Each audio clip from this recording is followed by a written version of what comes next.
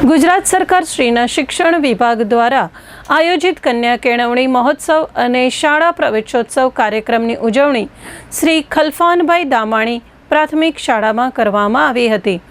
ઉપરોક્ત કાર્યક્રમમાં મુખ્ય મહેમાન તરીકે માંડવી સિવિલ હોસ્પિટલના આરોગ્ય અધિકારી ડૉક્ટર ધીરજ ડુંગરખિયા તથા માંડવી નગર સેવા સદનના કાઉન્સિલર શ્રી મરિયમબેન રોહા તથા લાયઝન ઓફિસર શ્રી કાસમભાઈ કુંભાર, જાણીતા એડવોકેટ દીપકભાઈ સોની, શિક્ષણવિદ અને શાળાના પૂર્વ આચાર્ય જીતેન્દ્રભાઈ સોની, એસએમસી અધ્યક્ષા માસુમાબેન પંજાબી, એસએમસીના સભ્યશ્રીઓ બસીરભાઈ કીચા, બહોળી સંખ્યામાં વાલીગણ, શાળા સ્ટાફગણ વગેરે ઉપસ્થિત રહ્યા હતા। સૌપ્રથમ મહેમાનોના હસ્તે દીપ પ્રાગટ્ય કરી કાર્યક્રમને ખુલ્લો મૂકવામાં આવ્યો હતો। ઉપસ્થિત મુખ્ય મહેમાન તથા સર્વે આમંત્રિત મહેમાનોનું શાબ્દિક સ્વાગત શાળાના આચાર્ય વસંતભાઈ કોચરા દ્વારા કરવામાં આવ્યું હતું।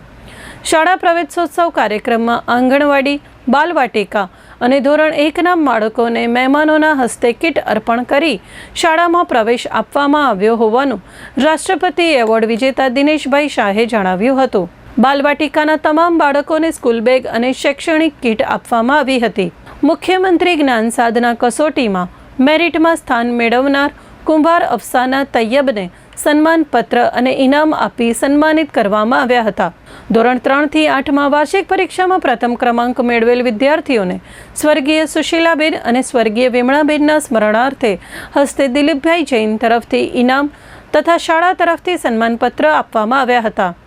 બાલવાટિકાથી ધોરણ 8માં સૌથી વધુ હાજરીમાં પ્રથમ નંબરે આવેલ વિદ્યાર્થીઓને શાળા તરફથી પ્રમાણપત્ર તથા ઇનામ આપવામાં આવ્યા હતા। દાતાશ્રીઓના શાળા દ્વારા શાલ અને પુસ્તકથી સન્માન કરવામાં આવ્યું હતું।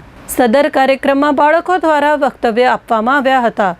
કાઉન્સિલર શ્રી મરિયમબેન રોહા, એસએમસીના સભ્યો, શાળાના શિક્ષકો દ્વારા વિદ્યાર્થીઓને ઇનામથી પ્રોત્સાહિત કરાયા હતા। શાળા પરિસરમાં મહેમાનોના હસ્તે ઔષધીય છોડનું વૃક્ષારોપણ કરવામાં આવ્યું હતું।